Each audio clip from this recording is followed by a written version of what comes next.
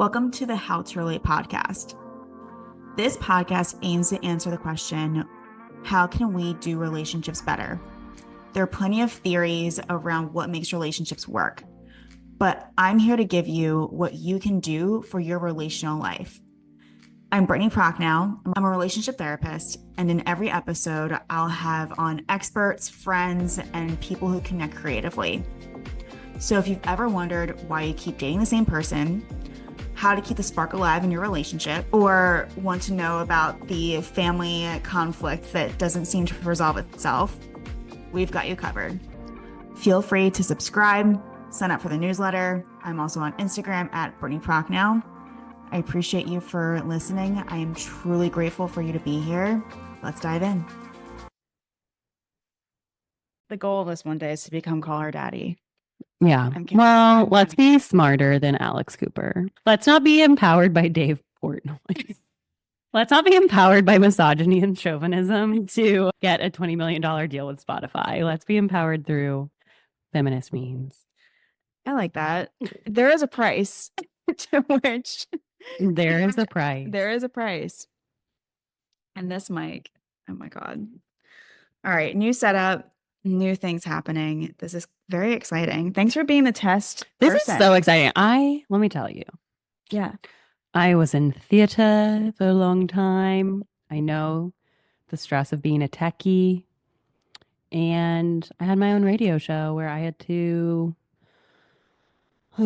figure out mics and all that stuff. This was like 10 plus years ago. But I had you over sooner. You're both you're like the talent, the producer, the director, and the tech. That's a lot of hats. And let me tell you, I'm good at zero of those things.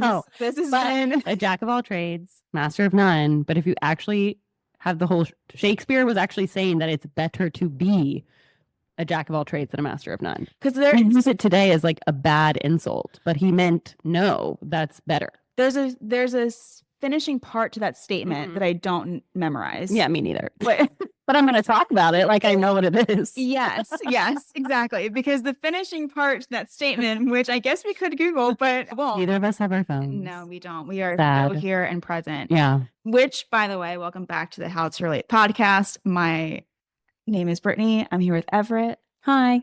What's going on? It's a beautiful Saturday afternoon. It really is. The sun's coming out behind the clouds. It's starting to come out. Mm-hmm. I appreciate you being here on this beautiful Saturday afternoon. Hey, it's a pleasure. What else was I doing? Let's be honest. No. Is it bad that I'm kind of a little bit like that? People are like, what are you doing this weekend? I'm like, whatever. No, I'm an introvert. I want to be in my bed. It's so crazy to think about when I was in college. Like I went out Wednesday, Thursday, Friday, Saturday. And the girls that would like stay in the common room and be watching a movie, my friend and I would look at each other and be like, ugh, we feel so bad for them. I can't believe that that's what they want to do on a Friday night. And now that is all I want to do on a Friday night. It is crazy how times change. It's the best feeling to just be at home in your bed. It is. I am so about being in bed by 9:30. Yeah. But I guess that's also because I have a bed that I actually like with my own room rather than in college. It was like a twin bed in a dorm room. So why the fuck would I want myself to be in bed? So maybe that's why I was always out all the time, because my room itself was not a sanctuary or an environment that I really wanted to be in. A sanctuary is not how I would describe a college dorm room. No, I can't believe that's still something that we are forced to do, honestly, to like share that and your like bathrooms, like the communal bathroom. Okay, people going to college now will never know because they are gorgeous. Yeah, they're so pretty. I had like a disgusting, you had to like be in your towel and flip flops, carry your caddy. Can I tell you something? Ugh, no, I don't know. I went to a place called Shippensburg University. Does it sound prestigious to you? Yeah. So household judgment. Wait. So my sister sent me the funniest reel yesterday via Instagram. I guess ChatGPT, some version of this, did the 13 worst colleges in Pennsylvania. hers was number 13 and mine was number 1. And I went, look, kid, we're both winners. Let's go. Wait, if you're number 1, does that mean you're the worst one? Number 1 worst. Yes.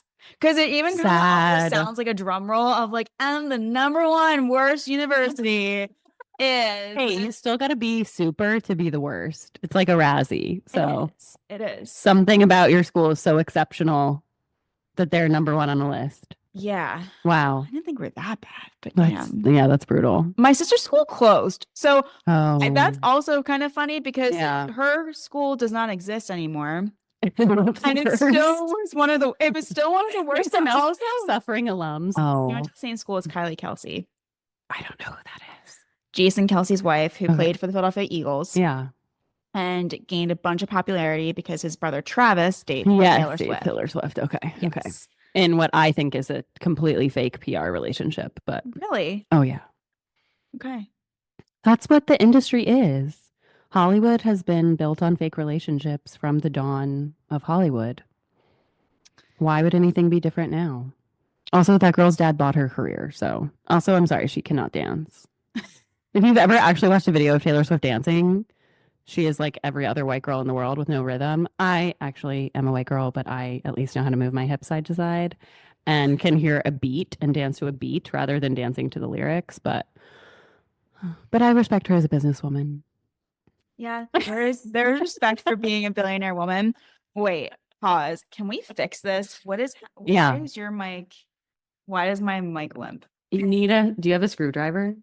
Yeah, yours is just as far in as mine. Oh, wait, here. I just pushed it a little more in. Is that? Oh. Will that weight help? Oh, yeah, that works. Thank you. Okay. Yes. Perfect. Technical difficulties. Thank you. Thank you for using your all of your knowledge for today. I do. You are a jack of all trades. Formed a lot. So I've had to work with a microphone quite a bit. Were you a singer? Yes. Actually, I was. So I've had to do like the tech rehearsals and, all that stuff. I think weird when I've done like the Enneagram, I believe I'm a 3. And like in the example they give, it's like, this person was a singer in high school. And I was like, oh my God, that's actually me. That's hilarious. And like started singing in church or something and da-da-da-da-da. And I was like, oh yeah. Wow, this Enneagram is like really on point. Down to the hobbies of which you had. And how I discovered them. Anyway. I was a dancer. So also was in theater. Know what it's like to be on stage. Yeah. But it's different because you don't have to talk. And like the choreography, I don't know, is not your own. Somebody else choreographed it. You're just like executing. So the execution has to be really good. Yes. But that's it. Whereas for me, because I also played violin and piano. So like when I play piano, what's really being heard is the piano. And then it's just like how I'm facilitating that. Whereas with singing, it was so much more vulnerable to me because it's like, it's me. Like the voice that you're hearing is my voice. So I struggled a lot with emotional vulnerability around that because you are setting yourself up to be judged versus like, and again, not that playing piano is not difficult or something, but it's still, you can kind of blame it on like, oh, the pedal was sticky or, it wasn't tuned recently or something versus, and you're working with what you have, but the piano is the tool, whereas like your vocal cords are what's the tool. Right. So, anyway. Right. That makes sense. I know. I want to take singing lessons again. We'll see. I know. There's so many things as adults. I know. I want to get back into my hobbies besides just singing in the shower and in the car. One day. I got to find a guitarist or a pianist who will sing with me. But yeah, that's a story for a different time. But in college, I fully like met a producer off of Craigslist and would go to his house, take the tea. Yeah, he like lived in his mom's basement, total masshole, would pick me up from the train station and in his car. And I wasn't kidnapped. Like he wasn't a bad dude, and he genuinely wanted to produce me. But Jay, I think was his name. Good times. Wow. Yeah. Wow. Those were like the early days of Craigslist too. You have so many fascinating stories. Yeah. I applied to Berkeley School of Music because Really? I really wanted to be a singer. But I think about Ariana Grande and what she was capable of at 18. And I was just so emotionally behind. I think my voice was half decent, but my other skill sets required were not where they needed to be at that age to actually make singing a thing Sure. for myself. But anyway. Yeah. It takes a lot. I mean, and also when I think about child stars or anyone who started out at a really young age, there's so much mental health, body image, everyone looking at you. Yeah. And we're not really built for the whole world to have all eyes on us. I thought I was, though. Do you know, for like 3 years in a row, what did I ask for my birthday? What? An agent. I would like throw it. Yeah. Like, why didn't you get me an agent? Yeah. I was such a brat. And she would be like, sweetie, like she was protecting me from being that child star. So it's not, and normally the child star is the child star because the parents need money. Right. And they're like pimping the kid out. So in my situation, my mom was like, we want you healthy. Like you can do that when you're older, not right now. But I would be like, get me an agent. I'm not going to be able to live out my dream. In Raleigh, North Carolina, too. Like, come on, what agents were here? But then you have like Evan Rachel Wood, whose dad was, what did he do? Theater in the Park. So like there was some stuff here, but not. And I wasn't good enough also because I was such a late bloomer. So I actually looked like a child. Whereas like the other girls who were 13 looked like they were 18. They had boobs, they had curves, so they could like play adult. Whereas I was a child who could only play child. Right. I couldn't. Right. There is a little this age dysmorphia thing that goes on too. And yeah, it's fascinating. Oh, yeah, like you're supposed to look 18 forever. Yeah. So I looked 10 until I was 18. And then I looked 18. And now maybe I can pass for 30. I think you look great. And hopefully I'll stay that way until I'm 38. And then see what happens. Yeah. I hope that too. Hopefully I'll be in such a privileged position that I will still be getting Botox at 38. We'll see. We'll see where my path takes me. But who knows? Hey, who knows? Maybe it'll be the singing career that you always wanted. Oh my God. I think about that all the time. Erica Jane did it. Real Housewives of Beverly Hills. She started her singing career at like 40. Good for her. Something is happening. Actions are taken. Okay. But she wants to be a pop star. I wouldn't want to be a pop star. I would want to only do like emotional ballads, barefoot, just like chilling with an audience who's like down to have an emotional experience. Yeah. Versus like backup dancers in a bodysuit and all that stuff. I want to kind of just be in like a nap dress with a guitarist. Yes. And dick around for an hour and like sing songs from my childhood. Yeah. Nostalgia. What's stopping you now? Money. Okay. These jobs that we have. I have a vision. Yeah. I know what I would do. You have the vision. The real thing was finding like musicians who I could really like collab with. Okay. So. Okay. Have you met anyone here that you could? Mm-mm. But the jazz trio at Kingfisher is good, so I would reach out to them. This is my first attempt at reaching out. Hopefully they're listening. Hopefully they're here for this. Oh my goodness. Wow. Wow. That's funny. Well, we are talking about money today. Yes. Did you like my segue? That was a great segue.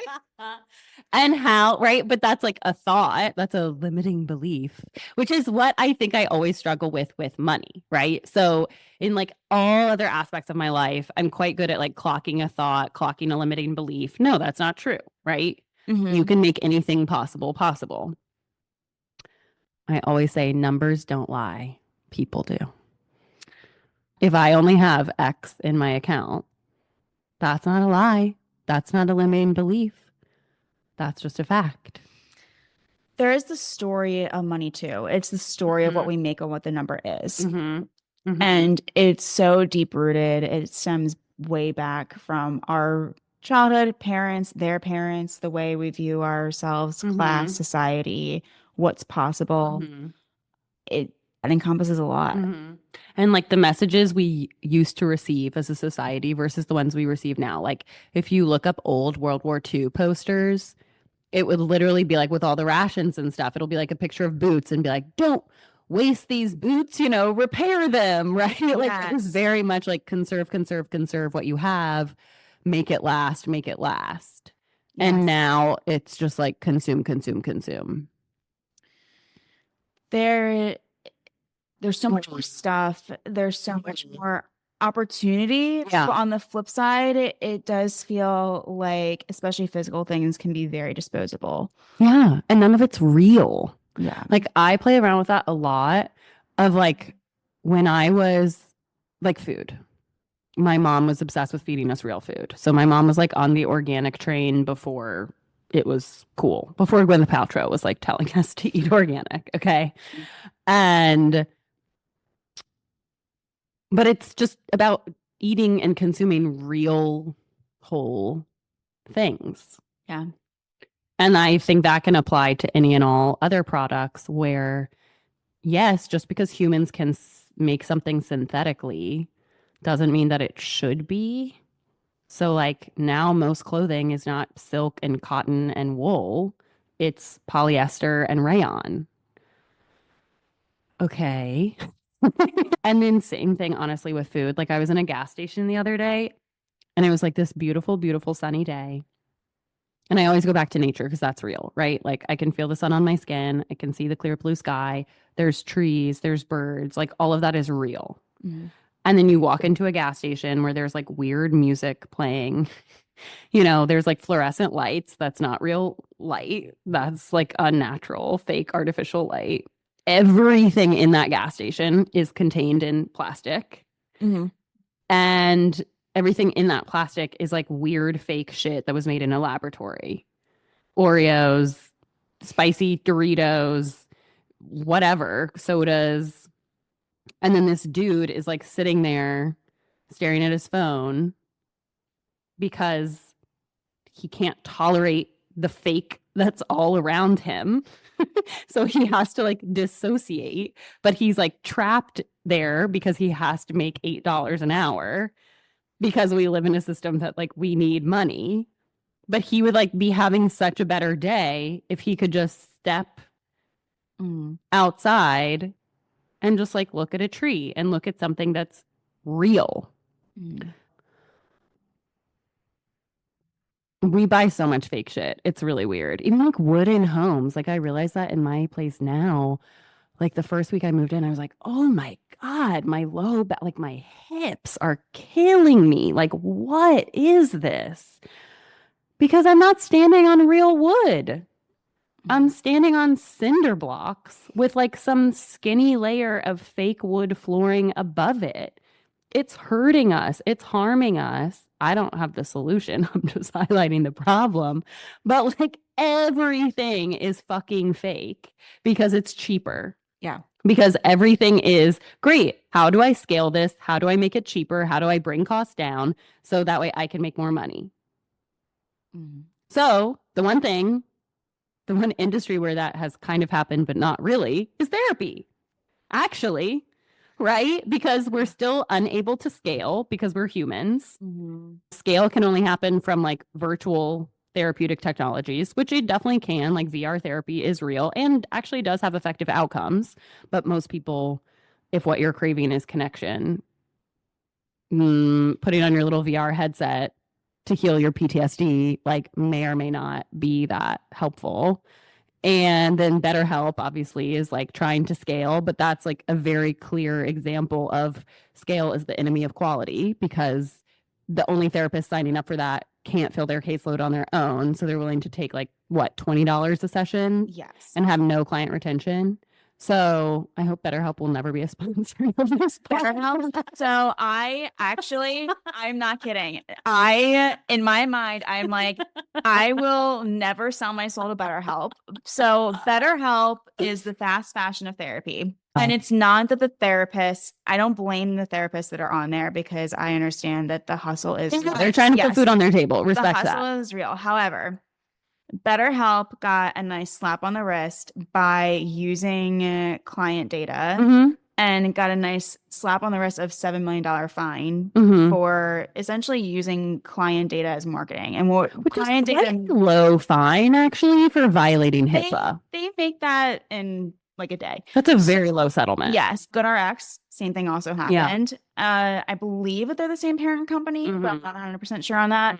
I look at BetterHelp as this is a marketing company using therapy as the product. They're trying to make it so that it's a lead generation company, but they're using therapists to do it. So yeah. And then once the therapists are in the platform, essentially they stay on the platform, even though like it's almost like Facebook. You can't totally delete it. We need to make sure that we have enough users. And so then they don't really get their profile taken down or back. So anytime that those names are Googled, they still come up under BetterHelp, but their profiles are not active. And then why do they need users? The only reason why they need users is so in their quarterly meeting to their investors, they can say, we have X amount of users, and there can be a little graph with a line indicating increase. Indicating that it went up. Exactly. That's it. You are the product. Literally, it's just so at the quarterly meeting, their investors leave happy. Which is so dumb. It's so fucking dumb. It's a lot. But it's not at all about the users. No. It's not about the therapists that are contributing to their overall product offering. It's only about who initially invested in this in the little San Francisco meeting that thought this would be a good idea. Yeah. And they want to make a return on their investment. And that's it. Yeah. And so honestly, if they would just say that, I would be cool with it. But don't pretend that you're like really, really caring about providing affordable therapy services to people. No, because if you did, you would be lobbying the federal government for universal health care.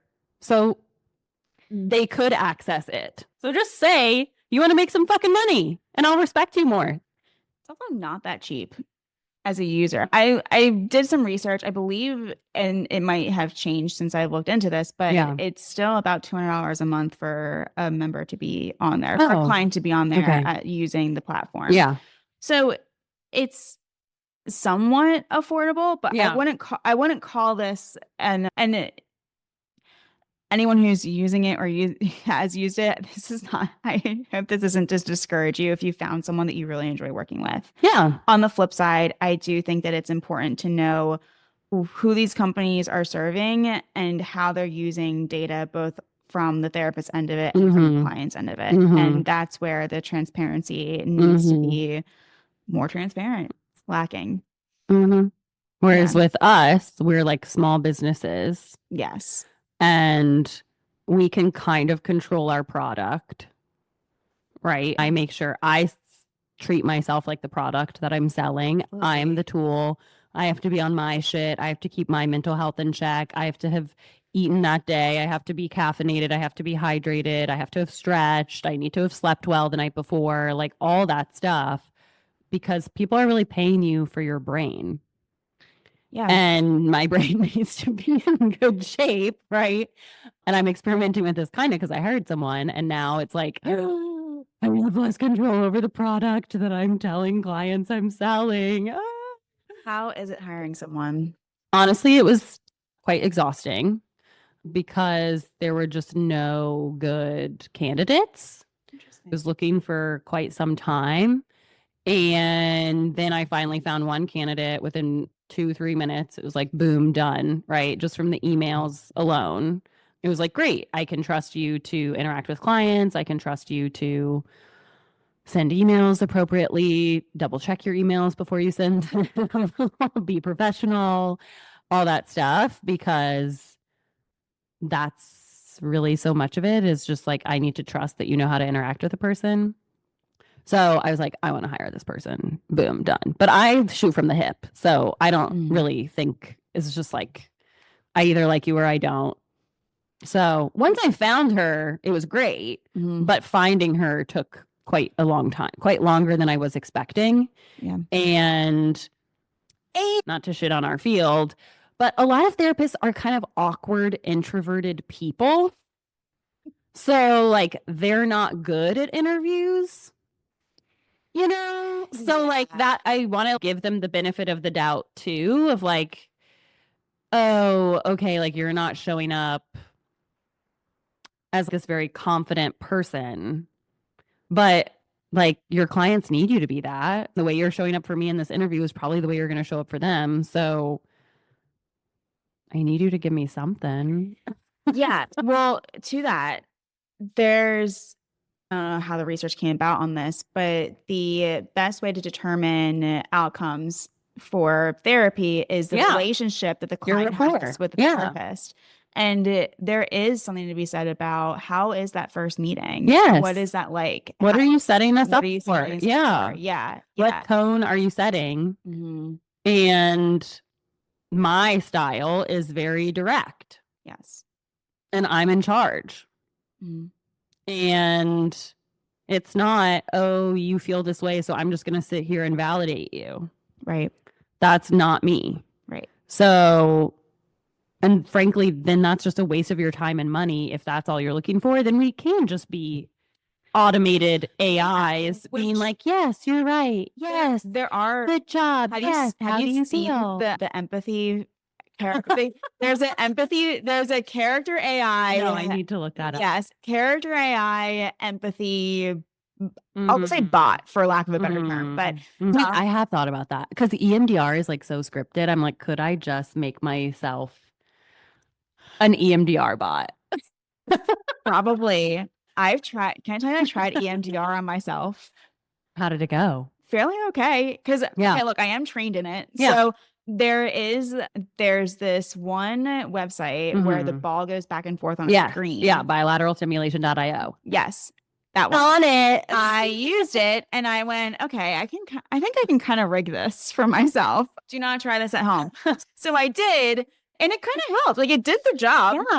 Yeah. So I just took my own record. Therapists are so resistant to getting therapy. We will do it on ourselves. I've been working. It's kind of like running experiments on yourself. It's a little like how biohackers are like, what kind of substance can we ingest now? Yes. Therapists are a little bit like, all right, what's a new tool? Yeah. So because I see a therapist, she's not trained in EMDR, and I wanted to just have a little impromptu session on my own. Moment. Yeah. I imagine it. I mean, everybody reports that it calms you down. And like when I did my training, it was very helpful. So I will say that it calmed me down in the moment. So I thought, you know what? Why not? Yeah. Why not? Why not? It gets the job done. So anyway, back to money. So since I'm very good at running down a whole other bunny trail, but we both have small businesses and the story of money. So anyway, going back to your point forever ago, the story of money, we grew up in a capitalist society. And I think I see the capitalist influence in folks because it's like, okay, I've made all these changes, but I still want to get even better. Like that trend of self-improvement very much reflects the expectations of capitalism, which is just forever upward trending growth. And that can be applied to hell, your weight, your body, like anything, right? Your relationship. It should only be getting better. It should only be improving. We've only spent 20 years together. How is this worse, right? So this expectation that people have of themselves and other people, I think is quite capitalist rather than like, I'm not a business. I'm a human.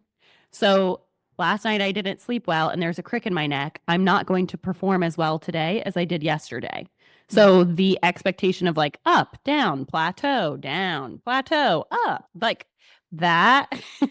Yes. The expectation setting from the jump. And of course, I tell my clients that all the time. And then when it comes to my own business and my own financials, when that's happening, I'm like, God damn it, why is there not ever upward growth happening here? I'm furious and disappointed at myself and must do better when it's just like, no, girl, you're fine. It is easy to hit the panic button. Yeah. I was at a therapist event yesterday, and a bunch of us were talking about the never-ending hustle that we experience. Yeah. Because even when it feels like our caseloads are good, our clients are good, Yes. there's retention here, it feels like that we're making progress. There's Yeah. still this part of us going, but what if Right. this all goes away? What if next week it's Yes. different? What if someone cancels? What if Yeah. they never come back? What if, then there's Yeah. all these what ifs that start to come Yeah. up for us. And then we also look around going, there's thousands of us out here. How are we going to separate ourselves apart? And, you know, that there can be a lot of, people call it scarcity mindset. I think it's like, it's just like ingrained like fear of this could all go away. Or is it also, I mean, it is kind of a healthy dose of reality though, no? Yeah, I think Like, so. Especially if we're private pay. I mean, I take one insurance, but otherwise, like, I need X amount of people with disposable enough income who value this thing to come to me. And then they have to like me. Right. And people who like me really like me, but a lot of people don't. So, and I'm not a North Carolina style, you know, so I'm kind of abnormal for the area. Yeah. You know, there is that scarcity, but you kind of, I mean, I pushed through it just sheer stubbornness. I decided I was going to do this. I'm going to fucking do it come hell or high water. Absolutely. That's how I hired someone, honestly. I'm like, I'm a Taurus and I'm stubborn. And once I decide something, I will not let go of it for an unhealthily long time. I hear you though, but I think that's persistence. I was talking to someone today about this idea of imposter syndrome. Yeah. And how therapists oftentimes will say that they have imposter syndrome and feel like they need to take a bunch of courses to be better. It's just kind of like never ending. Like, because our careers are so. I'm sorry, I don't struggle with that. I don't know what's wrong with me. No, look, here's my frame on it is that I think I'm like, the only way to get through it in some ways, I think, is just to be okay with scraping your knee every once in a while when you try something new. Yeah. Like I like doing this took me forever to get off the ground. But then I thought, you know what? It could be now or never. Yeah. So let's just do it now. Let's fucking do it. Yeah. Yeah. Let's fucking go. Yeah. It's something new. It's something, and like new things are exciting. So I think that the idea that it's like, oh, but do I know everything to be good enough? Do I have all that I need to be good enough? No one does. And then let us all have the confidence of a white man. Right? Who's running our country right now? Somebody who's never run a country before. And yet he thinks he can be great at it. And other people believe that. So why the fuck not? Why can't you have a podcast? Right. Why do you have to take 10 more courses before you can charge X rate for clients? No, you can. Right. But then it's like, do we want to be modeling ourselves after it? Right. I think that there's a little bit of like this and both here that happens. But I think that there is a level of, how do I put this? Understanding where you're at, where you could be, the distance along the way, and then in accordance with that, it's then maybe it's charging rates that are in accordance with that. Maybe it's living a lifestyle that's in accordance with that. Maybe it's having clients that are in accordance with that. But I think that there is this kind of, there's a measure of where am I? How am I? What's in the present? And this idea of there's an abundance and I can just do this. And because with everybody I've met who really lives that is very wealthy and or has a safety net. Yep. So I think it is really hard to have a belief of abundance if you have never seen abundance. Yeah, absolutely. Like you are only going to pull from what you have seen. But speaking of money, I will tell 2 very funny stories that I hope people relate to, or not funny, but me. Because one, it's always like, well, what was the story of money? Like, what was the first thing you spent money on? That tells you a lot. Yeah. So I used to get, I don't know if anybody got it, but I used to get this magazine as a kid called Click. And in it, and I loved dolphins, what little girl didn't. So I saw this advertisement for the World Wildlife Fund. And it was back in the day when soda cans had those little plastic things that held them together. And you're supposed to like cut them if you get those because a dolphin will get its nose stuck in that. So I saw this little World Wildlife Fund advertisement of like, dolphins are getting their noses stuck in these plastic soda cans. And I was like 7. And, you know, my parents had our little checking accounts or whatever. And so I was like, Mom, Mom, I have to write a check. So the first check I ever wrote was $50 to the World Wildlife Fund. And that was me at 7. Mm-hmm. And that's like still me today. Yeah. So I think that shows you, like, with clients and stuff, it's like, what did you like as a child, right? And they're always like, I don't fucking know, right? But that's like a very good example to me of like, that was my authentic self showing up. And then, 33 years later, I still love animals more than anything, right? I worked for like a Save the Sea Turtle Foundation. Like, I care so much about single-use plastic and like not polluting the ocean. Like, that belief has been in me for such a long time. So, and it shows that I actually care about charity, and I have always like been a volunteer or philanthropist, and that's part of my relationship with money is like giving it away because my parents supported that. And same thing with like Christmas.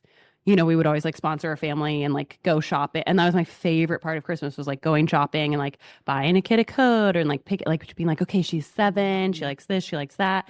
Let me get her something that she'll like. You never meet those people. You never interact with them. Right. But that was very much the story of money. But then now we'll take it in a different direction. So, grew up in Hayes Barton. There's that 5 Points, right? So I would always ride my bike there because my mom locked us out of the house for like 3 hours every day so she could drink wine and watch Oprah. That's how she, had 4 children on her own. So I was just on my bike like all the time. And again, same thing of like this concept of like, oh, you have money in an account. And of course, I was never going to save. Never. I'm only going to spend. And Saks Fifth Avenue, I think, had just opened here. And of course, my mom had Chanel sunglasses. And I thought my mom was like the most glamorous woman in the whole entire world. And all I wanted to do was be like my mom. So I rode my bike to the bank. I was 10. I was in 5th grade. Wachovia, before Wells Fargo bought it. And went up to the teller and I was like, hello, I'm here to take out $300 so I can buy Chanel sunglasses. Did they give it to you? No, so because I was 10. So the teller like calls my mom and is like, hello, like your daughter is here to make a withdrawal. Because I hadn't told my mom like what I was doing. Right. I just came up with this little plan in my mind. Somehow I like figured out, I think there was like $500 in that account. So I was like, great, I'm going to go get my money. Such a savvy kid. And I went and so the teller like sent me home. And my mom was like, sweetie, like, Daddy will get you some when we go to Chinatown and you'll get a fake pair.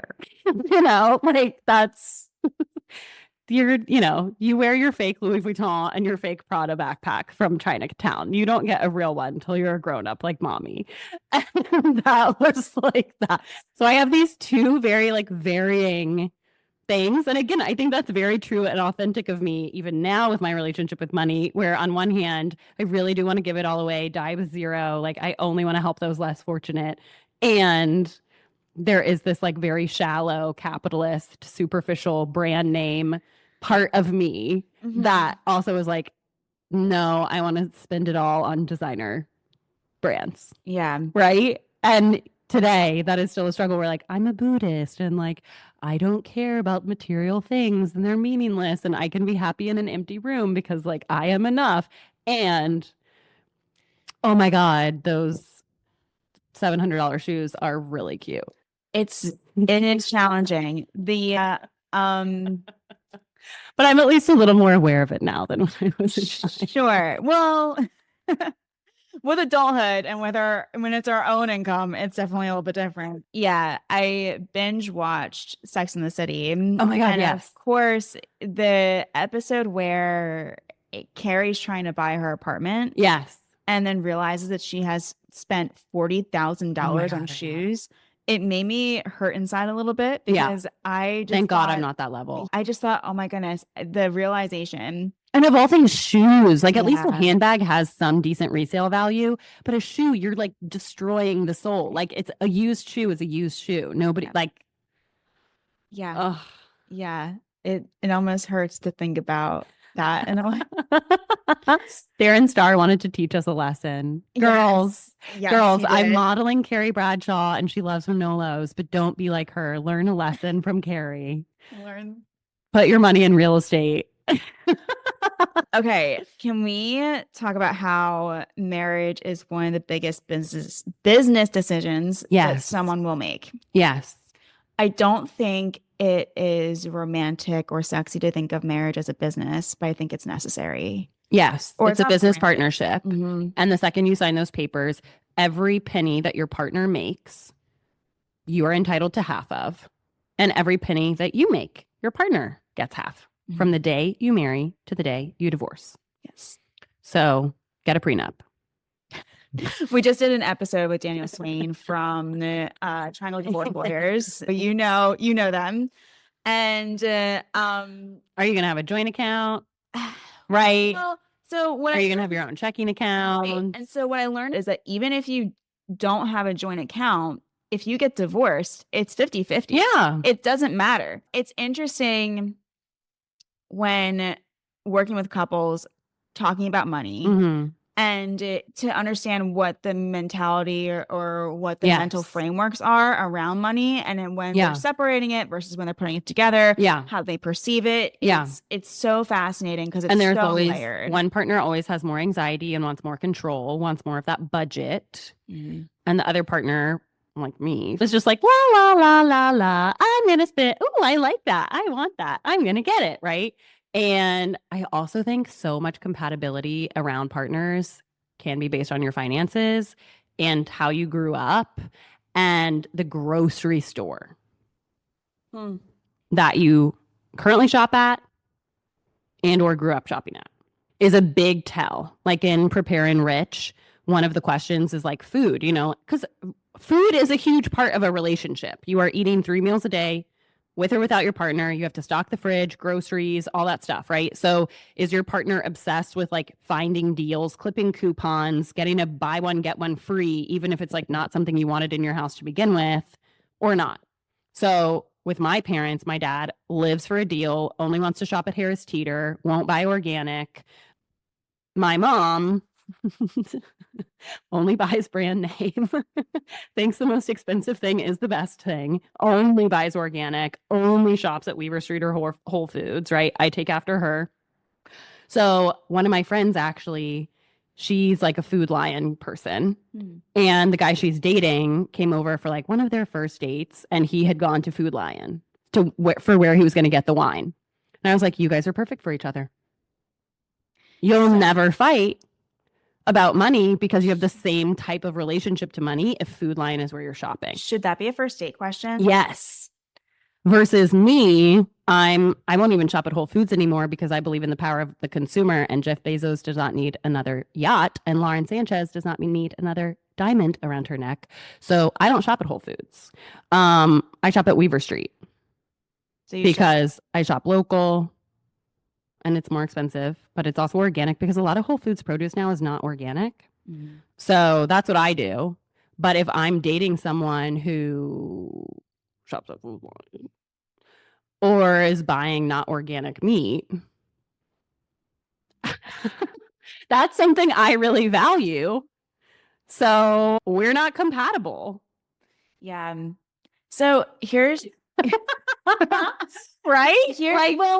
That's my belief. I don't know. I think of how Do I sound like a brat? No, because here's the thought that just came to mind. Like, if you've ever read or heard Malcolm Gladwell, what he's really good at is boiling something so down to one finite point. Almost like the reason why the government is the way it is because of airplanes. And because people then didn't have to live in DC and all be in the same place. They could fly or whatever, and they didn't have to create the friction points. But like how he does this, like it's all because of this one thing, right? And I just thought of that being like, it's because of this one thing. Yeah. If you're going in with what's compatible and we're talking about grocery stores, it can be like narrowed down to this. Yeah. But I think that what it also does is it speaks to this more overarching story around how do you spend money? Yeah. Where do your where Do your you value values your are? health, Yes. right? Where Like your your food is, you are yeah. what you eat. Yes. And I think Do about you hold this. that value? Sure, sure. So then it's one of the most interesting first date questions that someone asked me was, what is a guilty pleasure that you spend money on? Mm-hmm. And I thought that was so fascinating Mm-hmm. because it really does almost give this like, oh, okay, like this is Mm-hmm. a little bit of like an inside. Yeah. Yeah. Yeah. And What so was your answer?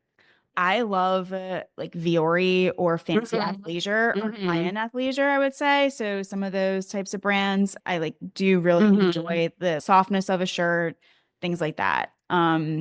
Yeah. So I would say that So it tends. Viore, sponsor Oh us. my gosh, I would absolutely love that. I think I even get the magazine, and it's so nice just to have something tangential to flip through and go like, oh, what does this look like Yeah. on people? It's nice. Yeah. Or even things like Madewell, just like different brands that I think have an aesthetic that is simple Yeah. and classic. And I just am like, yes, I love it. Mm-hmm. Absolutely. Yeah. I think it says a lot Hmm. Yeah. about you. And also, is your partner a quality person, Hmm. or is your partner like a quantity? No, this thing was on sale and I saved $10 person. Yes. And then sometimes that will also show you how generous they are. If they're quite stingy with their own money and what they eat and how they spend at a grocery, starting with what grocery they go to, will they be generous with you, or will they be quite stingy with you? And even when I don't have the money, I'm still generous. So it's also like a giver versus taker thing to, Mhm. since I just heard Chapel Roan's new song. Baby, I'm a giver. Oh my God. But, and then, or is that a nice balance, right? Because again, my mom is very much like the Whole Foods Weaver Street girl. And my dad is very much like, I mean, if he could, he would shop at Walmart. My mom will not allow him to, but he would. Mhm. But does that help with the yin and yang where she's the accelerator on spending and he's the brakes? They actually can bring balance to each other and to the household. So you actually should be with someone who shops at a different grocery store. Or I want to marry what I see in the mirror. And so I want to marry someone who also shops at Weaver Street and also only buys organic and also is spending a lot of money on what they're putting into their body. And we'll never have a fight about like what the kids are eating because you're never going to give them processed food because you care about this and you value this. It's so interesting because it could go, I think it speaks to internal values. Mm-hmm. It also speaks to, I think, how people talk about these things in their relationships when it Mm-hmm. becomes a friction point. When we do have what creates the balance, is it Yeah. that we're on the same page, or is it that it's how we talk about it and work with it? Mm-hmm. And I think that that also comes into play. Of course, you don't really know maybe someone's communication style or conflict style Mm-hmm. right off the bat. You get to know that. But I think that it's important to go with there's going to be friction points at some point. Even if it's that we're aligned in the grocery store that we shop at, are we then going to have disagreements about how we vacation? Are we going to have Mm-hmm. disagreements about what kind of clothes we buy? No, because people who shop at Weaver Street also stay at the Four Seasons. What are you talking about? We'll never disagree. We love a hotel. No, we love the yeah, four-star. no, to support my argument, right? Like, depending on what grocery store you're shopping at, you are going to be quite stingy and controlled around your vacation too. Or is it going to be like, no, babe, we're on vacation. Let's fucking ball out and let's just relax and enjoy it. It can be about how you talk about it and also where you're aligned around it. So I don't know. Whereas like my long-term ex was so generous. And he was open, also like influence. He was not an organic shopper before me and became an organic shopper, food focused person with me. Mhm. So he was open to my influence. But he also had serious health problems. So he then had to also like start caring about what he was putting into his body. But shout out to Moms. Oh my God, Mom's Organic Market in Maryland and DC, the freaking best grocery store ever. Oh, okay. Ever. If you're ever there, go to Mom's. Mhm. And it started like out of his mom's house. That's great. I know. Love that. Like, oh, let's go to Mom's. Yeah, the brand, which, you know what, that name alone, what great brand. Yeah. And it like spells itself too. Like Mom's Organic Market also like it works as Mom. Yes. I hope they're doing okay. I hope they've survived this. Yeah. Anyway, so there's a lot to money, and there's lots of money being in your relationship, and then there's a lot to how you respond to the money issues. Are you going to avoid it? I mean, same thing like I talked about with sex. Are you going to punish and control your partner, right? We're going to sit down and have a monthly budget meeting, and I'm going to like name and shame you for spending more than $100 when you were supposed to spend $300 on groceries this month. Or is it fine? Is your partner open to your influence and they're down for you to like manage all the bills? Yeah. Oh, that's And how, let's maybe go with different stages of the relationship. First dating, let's say it's the first 2 to 3 months of someone dating. What kind of conversations around money should people be having? I'm the worst person to be asking these questions. Why? I feel like you have great answers. I've had very few conversations about money in relationships. Okay. Interesting. Because I was always not in a position of equality. I'm paying for everything. And that was never revisited. And I would like bring it up every now and then, like, hey, I feel uncomfortable, or hey, is this okay? And response was like, no, I'm happy to do it. That's why I'm the worst person to ask this question to. Oh my gosh, that's so funny. Because relational standpoints. I don't even know if I can get into that, but it's because in some way, in my last relationship, we did talk about money quite frequently, and it almost became contentious at some points, and at other points it felt like, but we want the same things and this is how we're going to do it. But I feel like it also spoke to this greater part of where we aligned and how we see things, like a life philosophy of how we see things. Is one more fear-based versus is one more optimistic about life? If I'm thinking about conversations to have while dating, I think it's starting to because even, okay, I'm going to pay for everything is a conversation. And then money can sometimes equate to power in a relationship. Yeah. But I don't necessarily think that it needs to. I think that there's an agreement that gets made where it's like, okay, we understand that there is one that maybe makes more in the relationship that's going to take care of more things. And I'm a woman. I'm paid 70 cents on the dollar. Like you genuinely do make more than I do. Sure. So then it's like how to have those conversations and what those expectations become. Yeah. So I think I've never had a problem with it of like, hey, I'm paying for everything and this is just the way it is. And I would check in every now and then and the answer would remain, no, it's fine. I like being generous. So there's that. But I think there are also conversations where it's like, okay, if I'm bringing in, this, you're bringing in that. What is this ratio? So if we are splitting things, are we splitting them 50-50? Or are we splitting them like 70-30? 80-20? Or is it based on like these are the percentages that we're bringing in? Right. Like, yeah. And that's normally how it's done. But then that means whoever is bringing in more money usually has more power to do less domestic household work. And the person who is bringing in less money feels the pressure to prove their value or worth in some way. And they are doing more domestic labor versus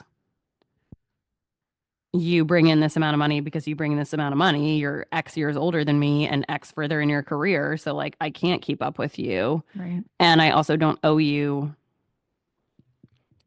Yeah. Because of that. Right. What? I'm supposed to clean your toilet? No. When would you clean mine? You're never going to. Do you know what's fascinating how this does get tied into household chores? Because I think we do talk about power dynamics in relationships and how power dynamics do exist no matter what kind of, it could be as equitable as possible. And I think that there are at times going to be power imbalances. They just are. They're not bad. It just is.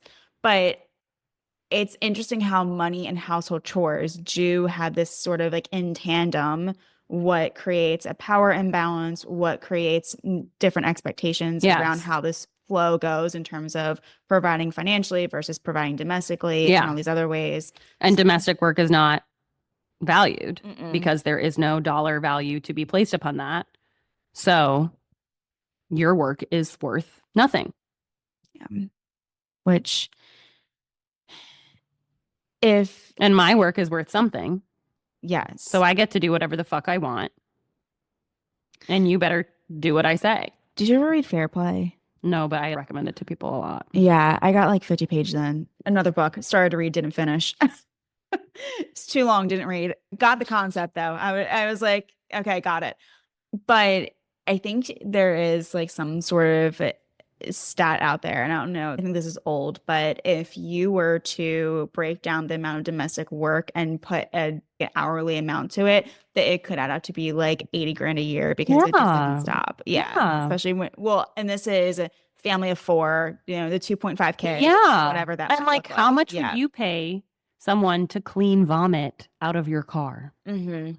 Yeah. Most women do that at least 4 times a year if their children are under 5. Sure. So if I'm going to detail my car, that's like $200, $300. Didn't she just detail your car for free because her child vomited everywhere? Yeah. So, but then you're still like, why is there not dinner on the table? What did you do today? Yeah. Well, we were going to go to the museum and then had to detail the car and wash your child and bathe your child and spent 3 hours responding to the fire that I had to put out today. So, yeah. So that's usually how money plays in a relationship. That's normally the conversations I'm having with couples. And how do we, I mean, again, like capitalist society benefits from domestic labor being worth $0. Oh, you just do it for free because you love them. Because the expectations have changed. There is and I can go work. Originally, I had to do that because I couldn't work. I didn't have a bank account. I didn't have an ability to control how many children I had. But now I have an education. I have my own bank account. I can make money. So this whole I'm going to do this thing for free doesn't really work for me anymore because I have things pulling me outside of the home. Right. So, millennial dads are the most involved dads that we've seen generationally. They're more involved than the past generation. So what do you think because I think about it this way in like heterosexual relationships, the blueprint's been shaken up. Yes. And now everyone's trying to figure out what the new blueprint looks like. Yes. And it's exciting because you get to create it. It can be also daunting because you get to create it. So if it's like almost like a starting point to, let's say, create the blueprint. Yeah. Like wondering what can be added into those conversations. It sounds like money, expectations around household chores, expectations around raising kids. Involvement with the kids. And what was your blueprint that you want to change, right? Like not to bring it back to my family, but I think it's a really good example where my parents had very, very extreme gender roles. My dad lived and worked in New York. So we would drop him off Sunday nights at the airport at RDU. Bye, Dad. See you on Friday. And then he would come home on Fridays. So the split of like household work was quite extreme in that my mom was like truly raising 4 children without a partner and he was home on weekends. So for my brothers, they saw a woman doing all the domestic tasks and a man leaving the home and getting money. And my brothers that was their blueprint. And my brothers are quite different to the blueprint that my father built for us, which is that they are so involved. They married women that really don't sit on the laurels of like cooking and cleaning and maintaining home, right? Like I'm an incredible cook. I genuinely am. Yeah. So whoever is with me is eating like varied good food. And I rest on that. My sister's an incredible cook. She went to culinary school. Yeah. We kind of we're following our mother's blueprint. But my brothers are the people making dinner and meals in their relationships because they're wives don't do that stuff. Mm. My brother just had a baby. He's an extremely involved, hands-on father. And I think a lot of that is because he is trying to, he probably wishes my dad was around more. And so he wants to be there for his son and for all the firsts and all of that stuff. So he's like very, very hands-on. His wife is more, she's engaged, but she's just not, oh my God, this is the greatest thing that's ever happened to me. And my mom is very much having a child is the greatest thing that can ever happen to you. So he's changing the blueprint. So yeah, conversations around money, conversations around childcare involvement, conversations around where they want to live, what culture are you living in, what people are around you that are modeling this or not. Do people think it's weird your wife works, or are people like down for that? I don't know. I think you had good questions. But my addition would have just been, what was your blueprint and how do you want to do something different, right? Like the pendulum always swings in the opposite direction. So I think my brother is so hands-on because he's being who he wished he had had. Yeah. No, I like that question a lot. And I think that when we grow up and we see one pattern that is like, okay, mom did at home with us, dad was in New York, that at times it either we swing the pendulum the complete opposite direction, or we double down. We double down and duplicate what we saw. Like I think that tends to be the pattern. Yeah. And it's just funny what you're attracted to too. Like my mom is such a traditional Southern housewife. Never leaves the house without makeup. She always had like rollers in her hair, getting ready. And my brother's married women who never wear makeup, really don't like jewelry, like the opposite of her. It's really funny. Well, it's also funny, I think in some ways it kind of goes along with the changing of times, and it is that here's the newer blueprint. Yeah, okay, we're less worried about what appearance. Not me. Yeah, and like, to a degree, right? Because I think the skincare is something called skinflation, which is the dramatic increase of because Instagram skincare. Yeah, Instagram. People are looking at their pores more than they ever have. Are you kidding me? I didn't know I had pores. I had a disposable camera. Those pictures had to develop. I couldn't take a selfie zoomed in on my nose and see all my pores. Yeah. It is wild. It's so wild. But also because then also it's a platform to sell. Yes. It's a platform to sell skincare. Yeah. And also sell the new whatever. Yeah. Botox, dye sport. Yeah. Photo facials. Yeah. Whatever is the new thing. It's interesting on what has it kind of evolved around aesthetics. So on where people are spending their money in terms of like they're not doing hair rollers. But same thing with like workouts. Like people are going to, you'll spend like $30-$40 on a reformer class. Why is Pilates so expensive? Because answer me this. Someone in the industry, answer this. Why is Pilates? Why do you think those machines are expensive? Okay, so a machine is around $3,000. Yeah. And I know that you can only have X amount of people in class, right? It's not going to be a boot camp class where you can have 20 people all running around. Yeah. You can only have, if you have 10 reformers, you can only have 10 people, right? It's a premium product. Hot damn. Joseph Pilates did not have this intention. No, it's just funny because it's not a new product. Yeah. It's just a rebranded one. Old school. It's so old school. Yeah. Yeah. It's sort of like yoga. I feel like the hot yoga industry, it boomed and it had a peak, and I still think it's there, but I think that Pilates right now is really having a moment. Joseph Pilates. I don't know. I just use my old school ring and call it a day. Yeah. But my mom was doing Kalinetics. Do you remember that? Kalinetics? Oh my God. It was like jazzercising, kind of like consume, right? People used to buy like one VHS tape and then they would like do that workout. They were in their home. They were in like an ugly outfit, right? So your cost, not that much. Whereas in our world and generation now, one class is $30. You're paying for a monthly gym membership. You're going there and being around other people. So you have to look cute. So you have to like consume more classes, more workout classes, more outfits to wear while working out. more products to have for your workout because you're not in the comfort of your own home. So you have to have like a cute water bottle and this and that, right? Like everything requires more, but it doesn't. That's all a lie and bullshit. But it just feels like it needs to be. So like people 30 years ago were genuinely spending less to work out than we do. Yeah, because now, well, also when I think about even gym spaces now, we become so isolated. There's a lot of people who work from home. There's a lot of people who work hybrid schedules, and it's like the gym has become a place where that's where I see people. Yeah, the third place. Yes. Your work, your home, and your gym. Yeah.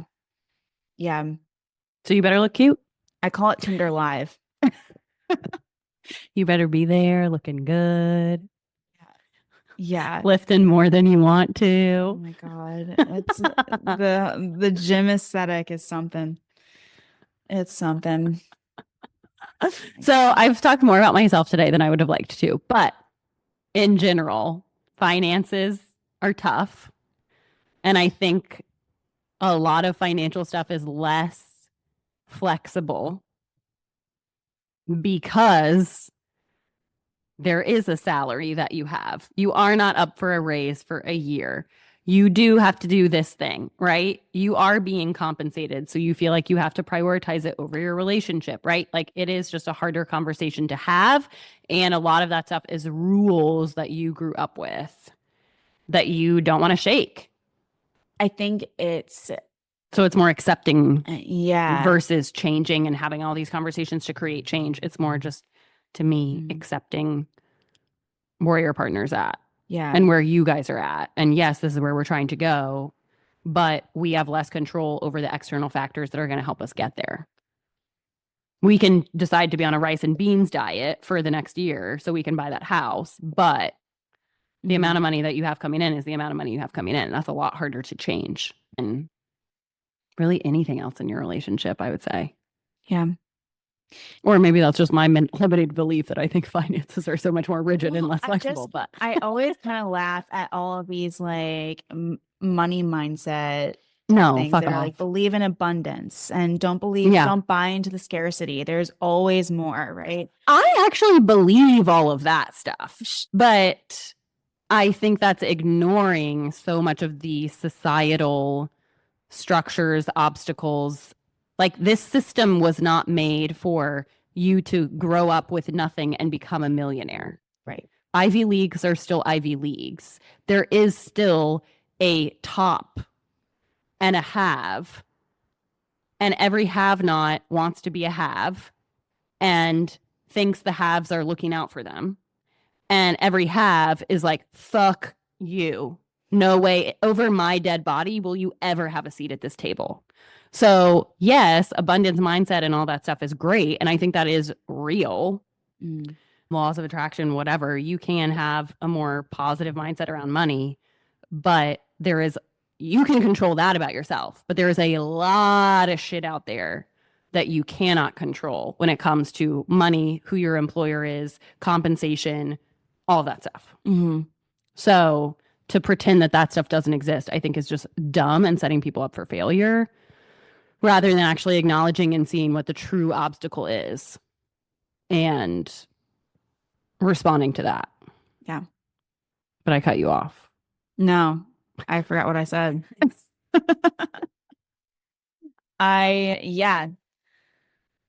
That there is a system that we're in, and I think that it is acknowledging the system. Yeah. It's like we're all in prison, and I can make prison the best prison it's going to be, but I'm still in prison. Those dudes are the guards. I'm a prisoner. Like that is, I can make prison the best it's going to be. I can go to the library. I can get all my degrees. I can do yoga. I can work out. Like I can definitely make it the best it's going to be through that abundance mindset. But I'm still in prison. Yeah. I think that's my perspective. We still are working in a system. Yeah. And yes, there are rules in place. I have a friend who essentially looks at everything like a game. She always says it's all a game. Yeah. How do you want to play it? How do you want to beat it? Monopoly. We all played it as kids. That was true street smarts. We were learning. Yeah, we were. Well, arguing with our families forever. God, that game took forever. The board. Oh my God, dice How going dare crazy. you. How dare you? I was take always the part. shoe. That was my I game always piece. liked the show. That was a good one. Manifesting your Carrie Bradshaw Manolo. Yeah. But she gamifies everything. Yes. Yeah. Everything's a game, which like I think it's here's a challenge. How do I overcome the challenge? Yes. It makes it so that it feels like that you have agency and autonomy Yeah. in the game structure. Yeah. Of there are rules and there are systems and this is how you play. Yeah. Yeah. But the whole like, millennials stop buying iced coffee. And then if you just stopped doing that, you would have money. And it's like, no, I would be contributing like $200 a month. Like, okay, cool. Yeah. That's $2,400 a year. In 10 years, that's still not enough for a down payment on a house. So like, fuck you, so take the pleasure where you can get the pleasure, get the coffee. It's my opinion. Like, I think about the long game. I think Yeah. like I'm a fan of Ramit Sadie's work Yeah. around money and how he's like, we need to start looking at the 4-figure decisions Yeah. rather than like the $8 yeah, the little $5 decisions. purchase Yeah. is not what is Yeah. gonna make a difference. Right. But Right. that's just my opinion. Anyway. I concur. So any other thoughts around money? Good luck to all of us. Okay, so let's do this because we're all here in 2025. What is this, March? Mid-March. Recession is coming. Yeah. So how are we dealing with the uncertainty? Yeah, uncertainty. You know how I'm dealing with it. How's that? I'll save it for off pod. Okay. But I'm taking the last helicopter out of Vietnam, baby. Yeah, you are. Jesus. I realize not everyone can do that. But, preparing for uncertainty, life is uncertain. And it's just another cycle, right? I mean, I always root down and what goes up must come down. Yes. We've been up for a while, right? The market was not reflecting what was happening during COVID. So it was odd and confusing for a lot of people. What goes up must come down. Now we're going to be in a down. And what goes down will come up eventually. And then what can you take pleasure in? Get on all your free activities, right? Walking in the park, going to museums. Your library is still accessible to you. You can still get knowledge. We can all educate ourselves for free because we're so lucky to have access to books. So like grounding down on what I can do for free as I prepare for this. Get better at hosting dinner parties instead of going out to eat. Okay. There is something to this around simplicity. Because I think that is something that we're kind of hitting on here loosely is how can we start to integrate more joys and pleasures while we're in times of uncertainty? The economy is one facet of life, and it's fucking made up, right? I mean, Right. The market is the market, and it the- doesn't actually, I never interact with the money that I have in it. Yes. It's never actually, like, yeah, sure, I can go see the little tickers in New York, but it's not real. It's just this intangible thing that can impact moods, right? I mean, my mom used to always joke, you look at the market, that's the mood dad will be in when he comes home. So like, and it's like, that's fucking bullshit. It's just made up shit. And so acknowledging that, right? Like you can, having a healthy level of denial or compartmentalization around that, like not checking it every day, checking it once a week, once a month, whatever. As long as you have faith in your investing philosophy, then great. I have faith in mine. So doing all the free shit that is real, that is tangible. I can go for a picnic at the park.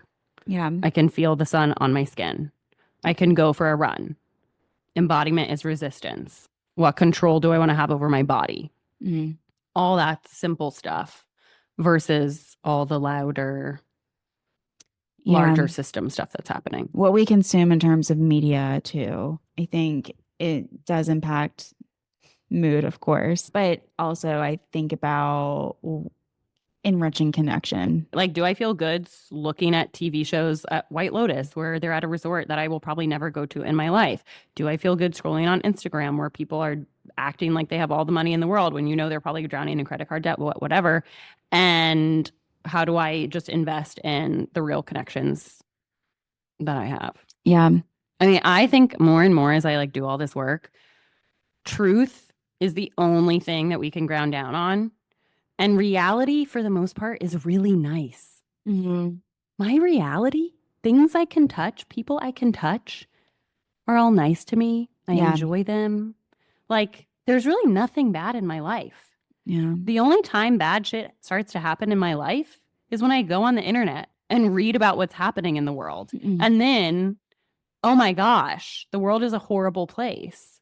But the world that I actually interact with and can touch is like pretty nice. Yeah. I agree.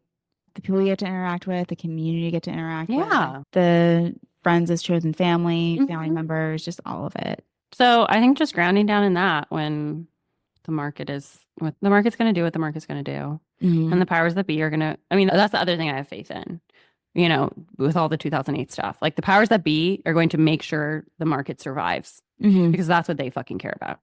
Yeah. So. True. Have faith in that. Have faith that men in power want to keep their power, and keeping their power is going to affect all of us. Yeah. Yeah. Yeah. We're all riding these waves. Oh, man. So get good at swimming, baby. Yeah, we are. For real. Get your arm floaties. Get your tubes. We are on this river. We're in the ocean. Do we want to leave it there? I think we can leave it there. That was a good close. Yeah. Yeah. So learn how to swim. Yeah. We're swimming through the waters of uncertainty all together. Literally. You're not alone. You are not alone. You have us. Oh my gosh. Well, wonderful to see you again. It was lovely to see you. Yeah. Thanks for coming on this beautiful Saturday afternoon. Thanks for letting me talk about, spew some bullshit about money. Anytime. But until next time, stay connected, everybody.